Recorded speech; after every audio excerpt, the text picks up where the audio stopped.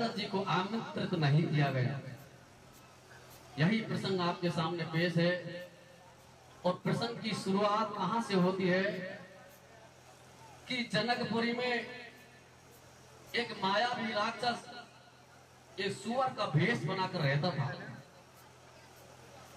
वह सुअर पूरी जनकपुर वासियों को परेशान करने लगा।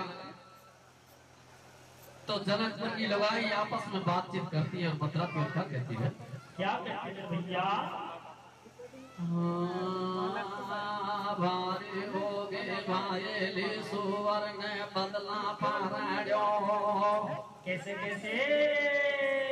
भारी होगी भाईली सुअर ने बदला पाराड्यो। नींबू नारंगी केला को भागे जाराड्यो।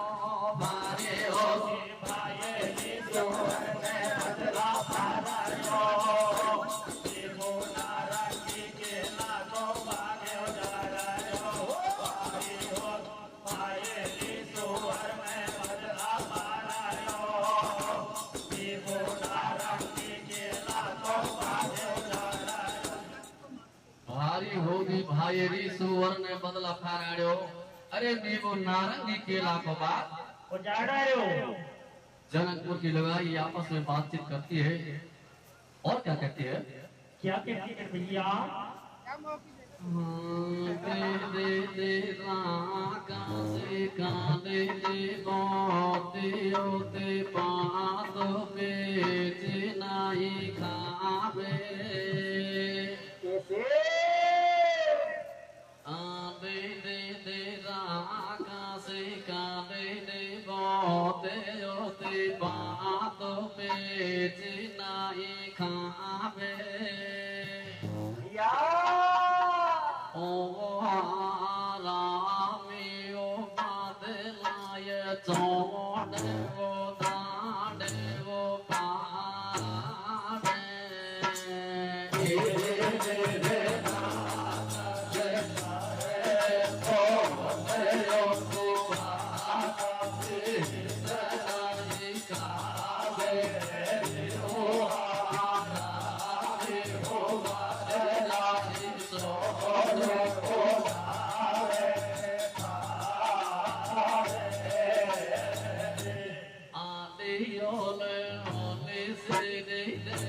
बोलो दे लो दे दे दे दे आरामे हो बदलाया चौड़ हो दाड़े हो बाड़े।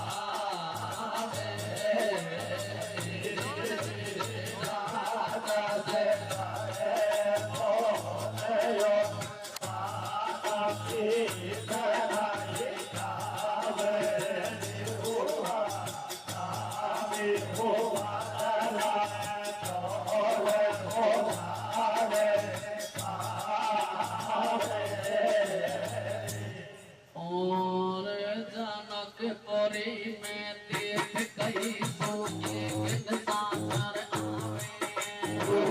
भैया जनकपुरी में देख कई सोचे सागर आवे।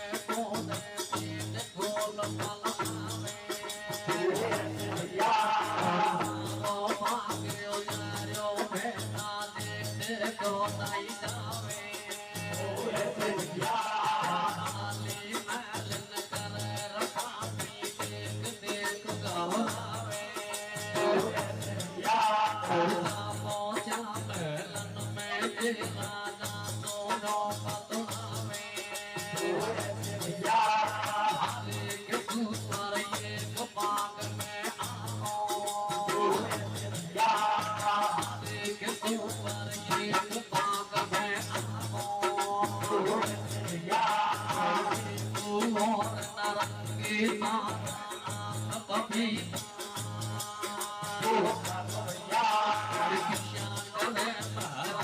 बेच नहीं खाते अकेले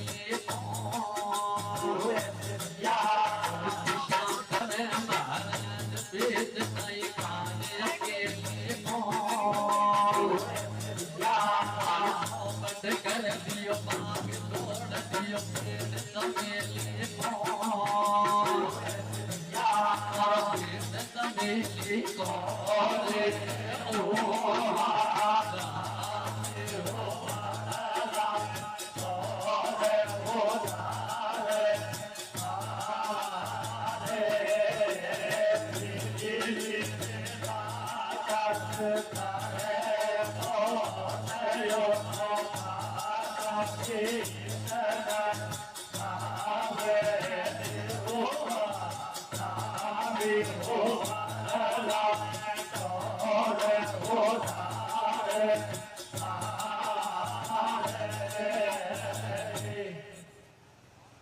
जनकपुरी में देख कहीं सो एक निशाचर आवे, तोड़े पेड़ फूल फल खावे, और सारो बाग उजारो में नाचे, देखो नहीं जाओ। जनकपुर की लगाई आपस में बातचीत करती है और राजा की कचहरी में पहुंची और कहने लगी कि महाराज, इस राक्षस से किस प्रकार से छुटकारा मिलेगा? हमारी पूरी फल बगिया को उजाड़ डाला, पूरे बाग बगीचे को तहस महस कर डाला। तो राजा जनक अपने छोटे भाई कुशकेतु को साथ में लेकर के और किस प्रकार से उस राक्षस का वध करने के लिए जाता है। कैसे जाता है भैया? अरे के नौकर देख देख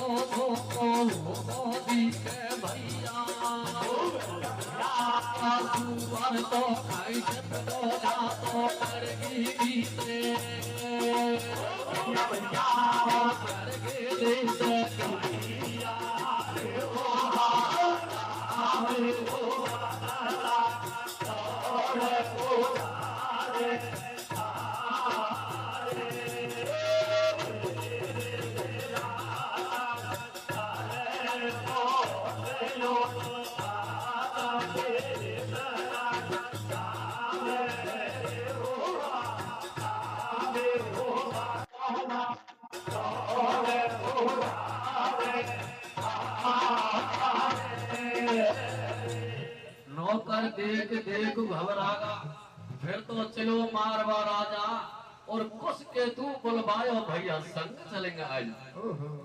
राजा जनक अपने भाई को साथ में लेकर के उस राक्षस का वध करने के लिए निकल गया। वह माया भी था, कभी छिप जाता है तो कभी नजर में आ जाता है। इसी प्रकार से राजा जनक को काफी दूर ले गया। जैसे ही राजा के नजर में आया, तर्कस में से बाण निकाला और बाण छोड़ा, तब तक वो हरामी तो छिप गया, लेकिन वह बाण एक गाय में जाकर लग जाता है। वो गाय उस राजा के लिए किस प्रकार से श्राप देती है? कैसे देती है भैया? धोखासुर राजा पे मरगी कपला गैयापन में, कैसे? धोखासुर राजा पे मरगी कपला गैयापन में, या कहीं लेख लिखो कर मन में, और बिना ही बात क्यों दियो बानिया राजा मेरा तन में कुमालियों केले चलते पाप, अरे कुमालियों केले चलते पाप, और मुख से बोले गाय भूख तू झेल हमारो, तेने बता कसर कर छोड़ी, और या है मेरो श्राप भूख तो होया सरे को कोड़ी। अब तो राजा जोड़े हाथ, अरे कि अब तो राजा जोड़े हाथ, या तो सपा बिगड़गी बात, कतई दुनिया में नाम घटेगो, और खेदे कैया मैया मेरो कैसे कोड कटेगो।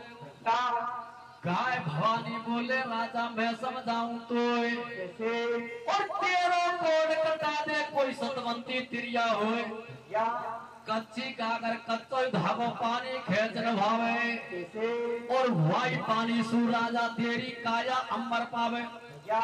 सोने का या को श्राप भूप सोचे ठाड़ो ठाड़ो, अरे बदली काया थर थर कफे बदनों में भरे आयो जाड़ो,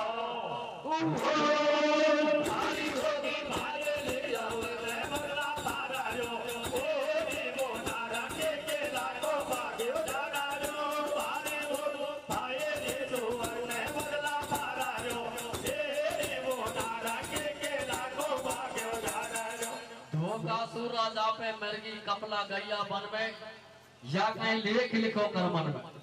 सजनो राजा के बाण उस गाय में जाकर लग जाता है, गाय भवानी ने उसके लिए श्राप दे दिया कि तू कोड़ी हो जाएगा। ज्यादा ही विनीत करने लगा, गाय भवानी कहने लगी कि राजा ये श्राप तो निश्चित है, लेकिन तू अगर श्राप से बचना चाहता है तो कोई पति व्रता औरत कच्चे धागे से और कच्चे घड़े से कुएं में से पानी खींच कर तेरे को नहला सकती है, तो तेरे को सांप भी हो सकता है। ये श्राप दे दिया। उधर राजा ने विचार किया कि गाय का जो मरण हुआ है वो अयोध्या की सीमा में हुआ है, और वहां का राजा दशरथ जी है, उसके लिए खबर कर दो। तो किस प्रकार से दूध अयोध्यापुरी के लिए वो रवाना होते हैं, कैसे होते हैं भैया? राजा बोलो अरे मंत्री अवधपुरी में जा जाओ। कैसे? राजा बोलो अरे मंत्री अवधपुरी में जा जाओ, और दशरथ सो खेती जो दिल में खूब कतई मत खाजो। कैसे? कहता चलो मंत्री धायो, अरे के कहता चलो मंत्री धायो, सीधो अवधपुरी में आयो, और नहा धोकर स्नान भूप मंदिर में जातो पायो, और सारो हाल सुनायो। सुन चंदर भागा के भैया, अरे बात जनक भूप पे मर गई, तेरी सीमा भीतर गैया। कैसे? राजा सोच करे पिता ने आची बात बनारी, और सुन गैया को मरण छूट गई हाथन में सुथारी। जनक भूप के दोष लग गया, कतई डूब गई नैया, और दशरथ ने जल बांध दियो जब जिंदी हो गई गैया। कुछ के तू और जनक भूप फिर वापस घर को आया, और मिथ्या नहीं है श्राप भूप की कोड़ी होगी काया। कोड़ी होगा भूप कतई को डोले गैलन में। कैसे? अरे वक्त लगी है बदन में आग दिला पे तो डोले गैलन में। ओ भाई होगी भाई ले जो बदला पाला जो,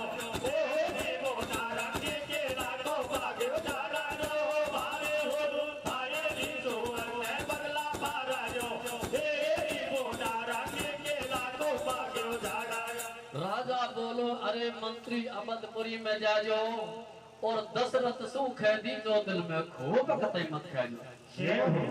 सजनों दूध अयोध्यापुरी में राजा दशरथ जी के पास पहुंचे।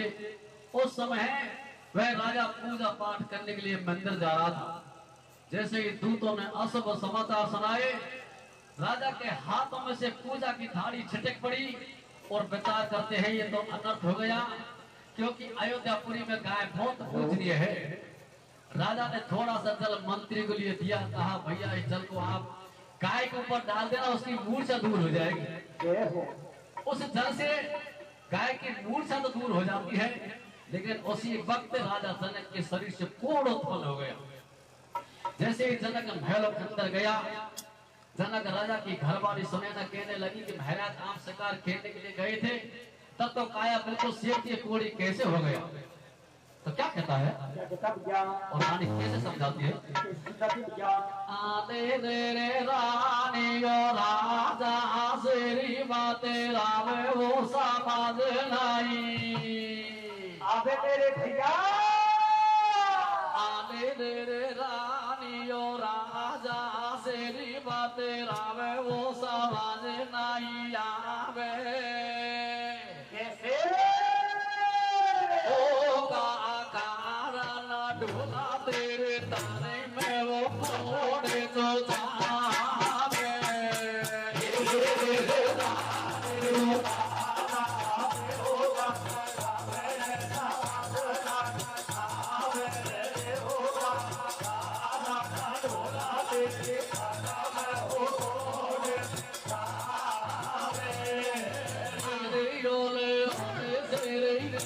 बोलो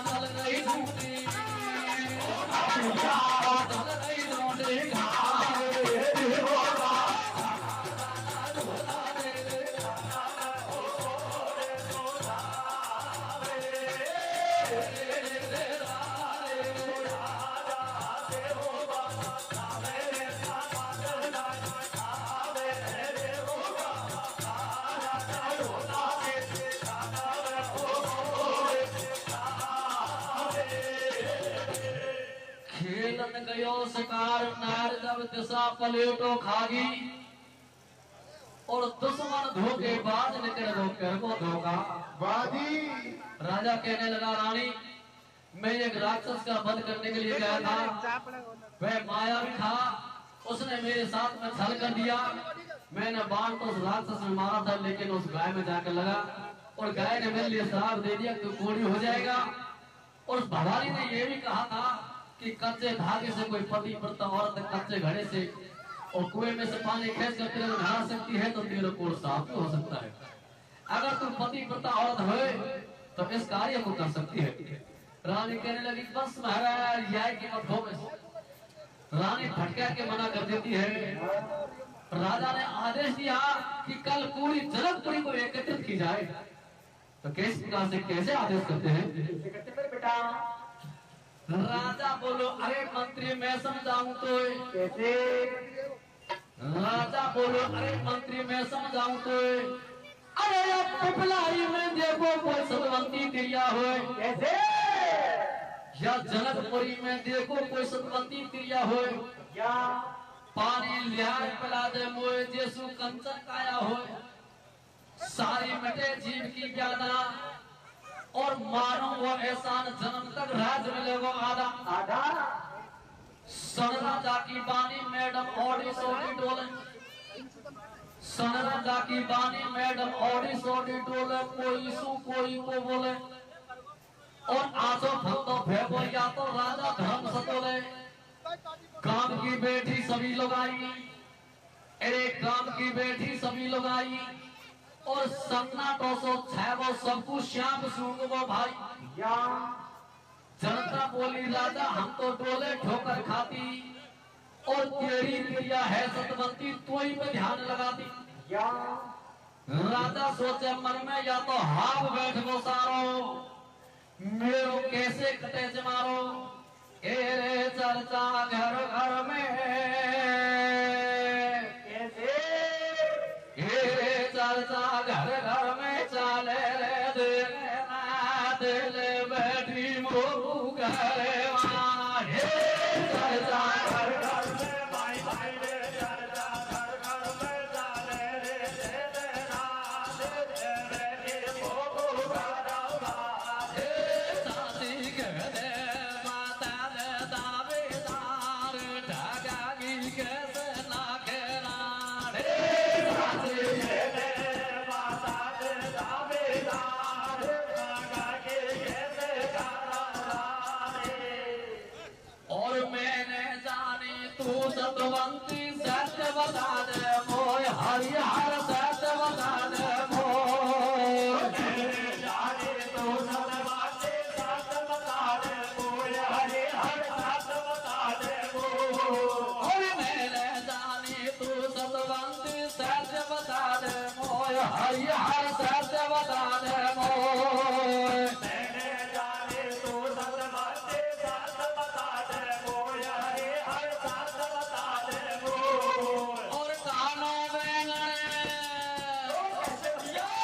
कानो बैंगन खागी कैसे बड़ो भीगलो तो साथी कहने बता दे दावेदार खागे कैसे गाना हे चर्चा घर घर में भाई भाई रे चर्चा घर घर में जाने हो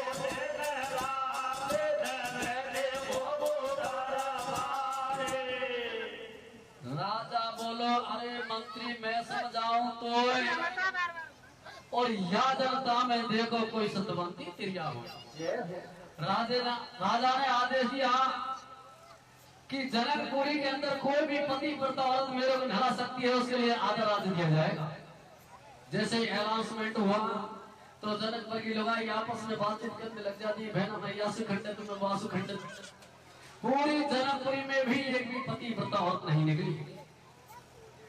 तो देखिए राजा ने फिर से मंत्री को आदेश दिया कि क्यों ना मेरा पगड़ी पड़ता यार अयोध्यापुरी का दशरथ उसके पास जाना चाहिए। वाव के पास 3 रानियां हैं तो किस प्रकार से और दूध और अयोध्यापुरी की ओर रवाना होते हैं। कैसे होते भैया राजा बोलो अरे मंत्री अवधपुरी में जा जाओ।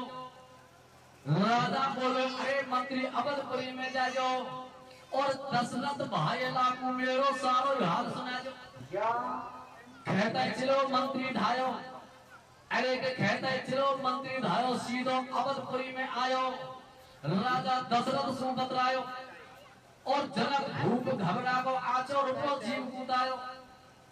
मंत्री ऐसे बोले बानी अरे मंत्री ऐसे बोले बानी तेरा घर में है का राजा कोई सतवंती रानी या जे राजा को पैदे पानी भारत धर्म नार को आवे अरे वह सतवंती का जसूबा को सहज मोड़ कर जावे। कैसे छोड़ कचहरी चलो भूप जबरन महलन में आयो। कौशल्या सूजा बतलायो और के कई और सुमित्रा जन को सारो हाल सुनायो। या कोई सी भी रानी है सतवंती हमको दे दे साथ अरे बात जनक भूप को कोड़ कटा दे जेशु बन जाए।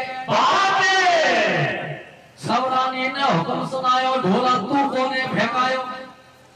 पालम हृदय का पट घोल अरे के पालम हृदय का पट घोल मत योगरा वे घर की बोल रे पन तू तो ढोला बेसोदी कई कोड़ कटे गो नावासू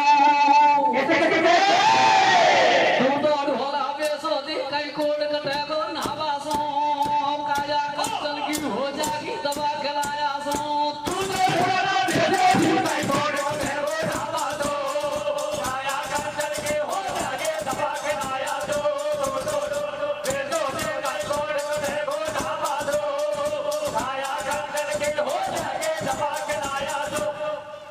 राजा बोलो अरे मंत्री मैं समझाऊं कोई सुनो। राजा के आज्ञा के अनुसार दूत अयोध्यापुरी में राजा दशरथ जी के पास पहुंचे, कहने लगे कि महाराज आपका पगड़ी पड़ता यार जरा कोड़ू हो गया है, बाहर एक पति पत्ता औरत की सख्त जरूरत है। दशरथ जी तीनों रानियों के पास गए, कहने लगे कि रानी मेरा पगड़ी पड़ता यार जरा कोड़ी हो गया है, वहां पर चलना है और उसको कोड़ को साफ करना है। तीनों रानी कहने लगी कि महाराज अरे नहाए से का कोड़ कटेगा, हम तो बढ़िया बढ़िया अस्पताल ढूंढ रहे, महीना 2 महीना भर्ती कराएंगे, हमको कोई इलाज नहीं। तीनों रानी फटकार के मना कर देती और कहती थी कि महाराज अगर आप जबरदस्ती करते हो और नहीं मानते हो तो चलने को तैयार है, लेकिन ये बात की तो कभी गारंटी नहीं। तो क्या कहती है? क्या कहती भैया? न माने तो अभी चलूं पानी की भरघंटी, कैसे?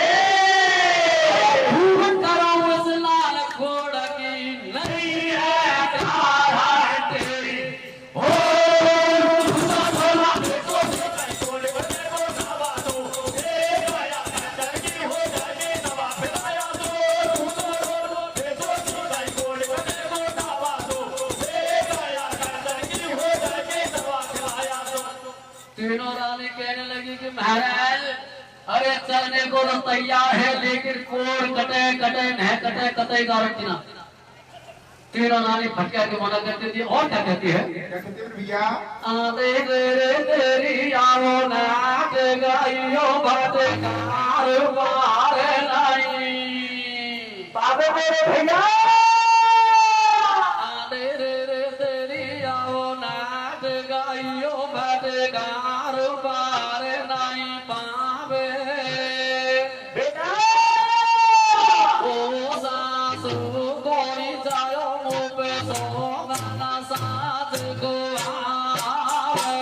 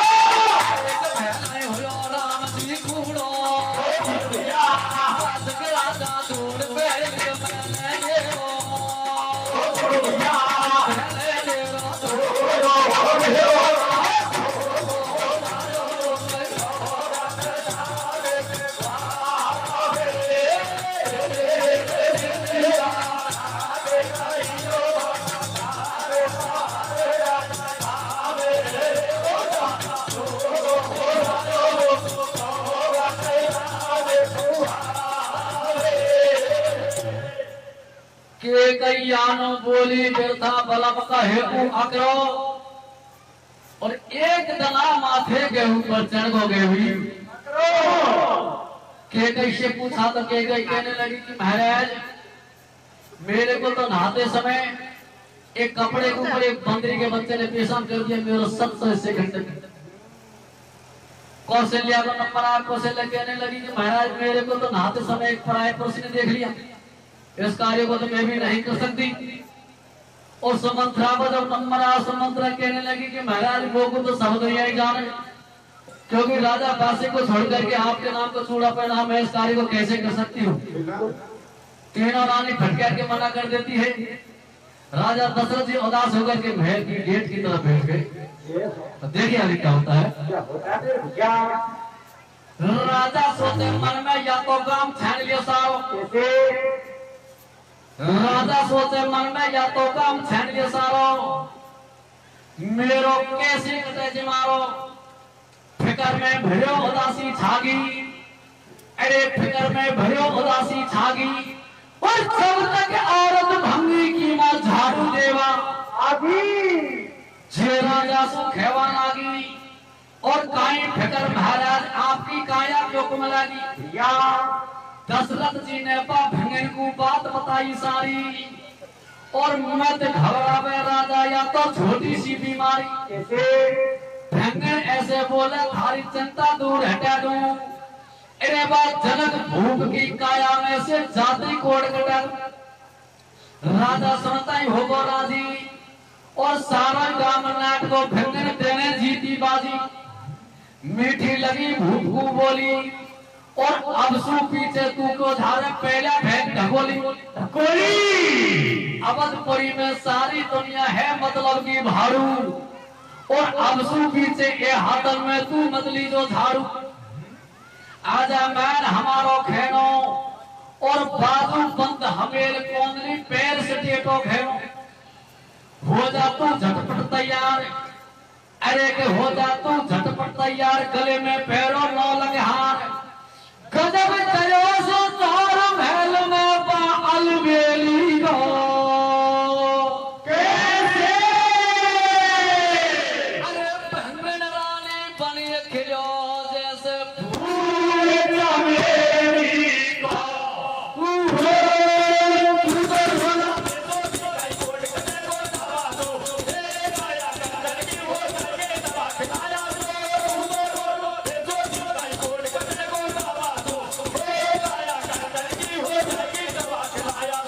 राजा सोचे मन में या तो काम छान लिया सारो, मेरो कैसे कटे जिमारो।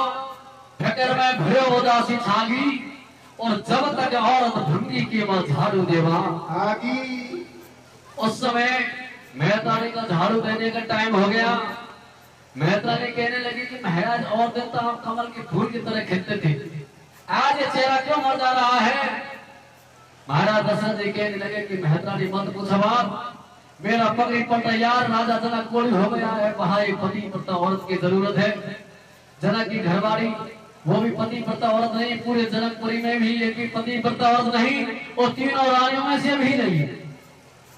इसलिए मैं उदास हूं। मेहतारी कहने लगी बस महाराज इतनी सी बड़ी की बात के ऊपर आप इतनी चिंता करते हो, इस कार्य को तो मैं कर सकती हूँ।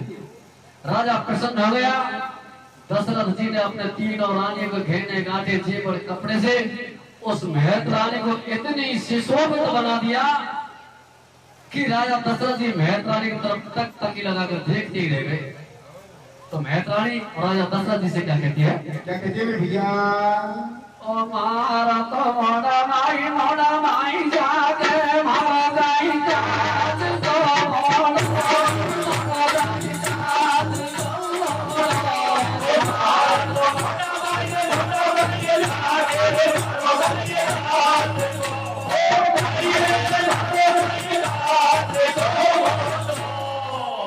महारानी बने गई असुरों का ज्ञान करो।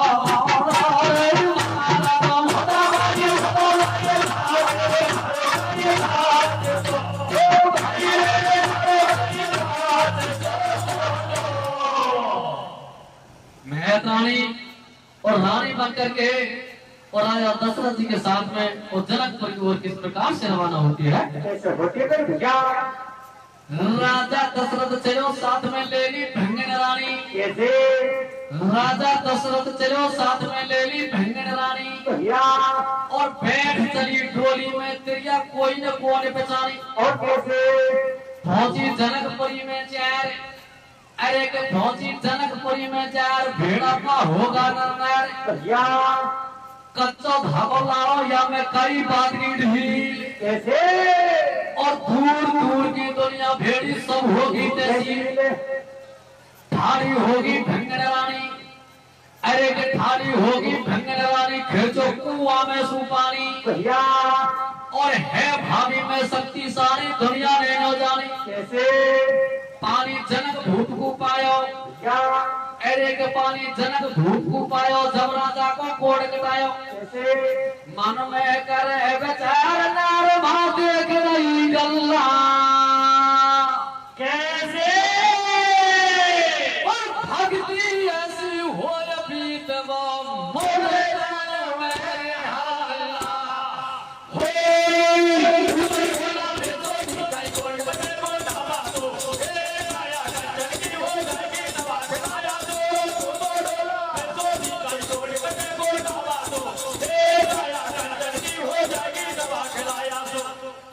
राजा दशरथ चलो साथ में ले ली भंगन रानी, और बैठ चली डोली में तेरिया कोई न कौन पहचाने।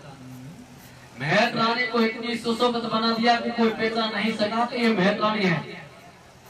शजराओ, महत रानी रानी बनकर के राजा दशरथ के साथ में जनकपुरी की ओर रवाना होती है। मां पूरा स्वयं और भरा हुआ था। महत रानी ने अपने पति व्रत धर्म को याद में रख करके राजा को कच्चे धागे से पानी भेजा, उसको नहलाया, उसके कोड़ को साफ किया। पूरी महफिल में ये की बबेर हो गया कि महाराज दशरथ की घरवाली कोई पति व्रता औरत है जिसने राजा जनक के कोड़ को साफ कर दिया। तो देखिए कथा की लास्ट कड़ी में और किस प्रकार से रहस्य निकलता है कि जनकपुरी जब स्वयंवर हुआ तो राजा दशरथ जी के नमस्कार क्यों नहीं हुए। और राजा दशरथ चलो साथ में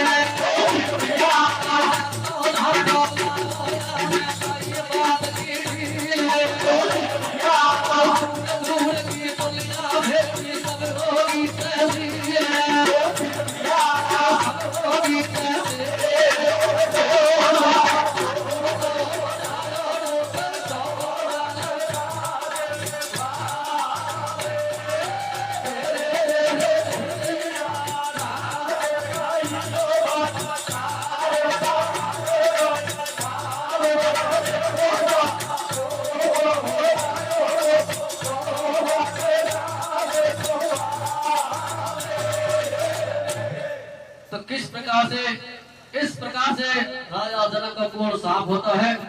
और देखिए कथा की लास्ट में किस प्रकार से कथा का बसना होता है। कोड़े कटो राजा को सारी बस्ती में रंग छागो, कोड़े कटो राजा को सारी बस्ती में रंग छागो, जब तक मेहता को भाई आगो भारी करी नार सुतंगी। अरे के भारी करी नार सुतंगी, गाड़ी दे बड़ा को भंगी, महाराज को खून को खागी, और मुंह को घर पे छोड़ अकेली तू राजा के आगी। दशरथ जी घबरावा मन में होगो डामाडोल, दशरथ जी घबरावा मन में होगो डामाडोल, माता की अब घुटेगी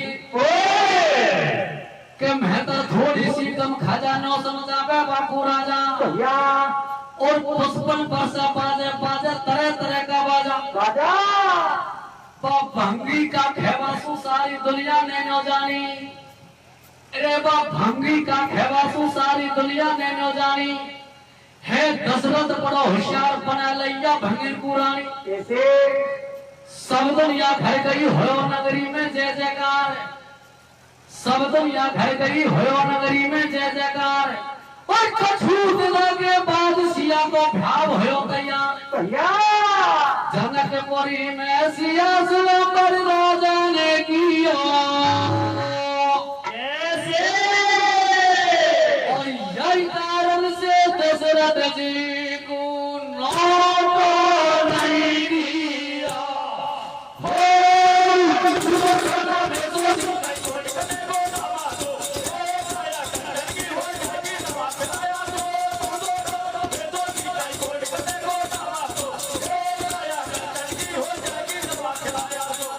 कोड़ क्यों राजा को सारी बस्ती में रंग छागो, जब तक बेहतर को भैया भारी करी नासु तंगी गाली देवा लागो भंगी। जैसे ही मेहतरानी ने कोड़ को साफ किया, पूरी महफिल में एक ही बवेरा हो गया कि राजा दशरथ की घरवाली कोई पति पत्ता औरत है जिसने जनक के कोड़ को साफ कर दिया। उसी बवेरे को सुनकर के मेहतर भी में आ गया और वो पहचान गया और कहने लगा, हे बदकार नार, तुझे शर्म नहीं आई या मेरे को छोड़ करके राजा की रानी बन करके बैठी। इस बात का पूरी तरह से खुलासा हो गया कि महाराज दशरथ जी एक मेहतानी को रानी बना करके लाया है।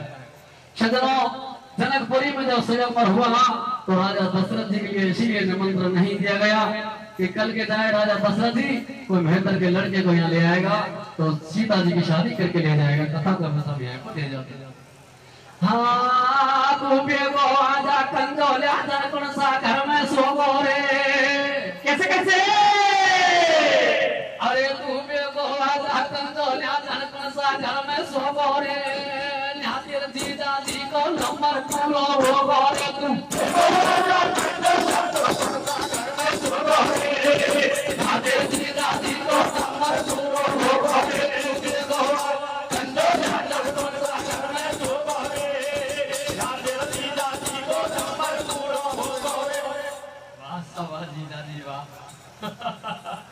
देखो फूल को खाए। आइए party बेलादकुंड indole city Giriraj ji बेटिया साहब आ रहे हैं मंच की ओर। शांति बनाए रखें। रामायण के अंदर एक चौपाई आई है सज्जनों, और उस एक चौपाई के ऊपर ही ये गीत गाया है कि धनुष यज्ञ सुनकर रघुनाथा और हरस चले मुनिवर के साथा। ये चौपाई ये सिद्ध करती है कि नौता मौका नहीं था, सुन के ही गई।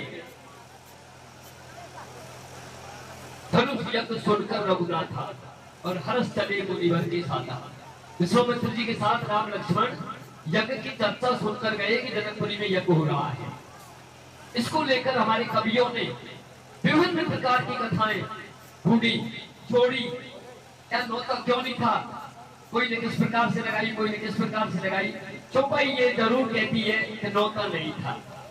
बाकी गोस्वामी जी ने जनकपुरी को और अयोध्यापुरी को जो प्रणाम किया है, तो अयोध्यापुर वालों को तो 5-7 चौपाई में और प्रणाम किया है, लेकिन जनकपुरी को तो एक ही चौपाई में प्रणाम किया है।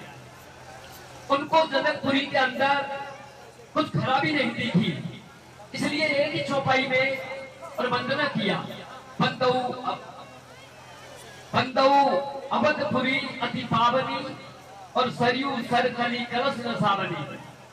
बंदऊ पुरीजन सहित विधेऊ, बंदऊ पुरीजन सहित विधेऊ और जाए राम पद भूग सदेहू। बस एक ही चौपाई में पूरी वंदना आ गई। बाकी अयोध्या की तो बंदऊ कौशल्या पुष्पराची कीर्ति जासु सकुंज माची। बंदऊ प्रथम भरत के चरना जासु ने जाए न वरना। बंदऊ लक्ष्मण पद दाता शीतल सुभग भरत सुदाता। ऋतु सुगंध पद कमल नमामि सुशील भरत नमामि। बहुत सी चौपाई। आइए भाई गिरिराज जी कंदोलिया आपकी सेवा में।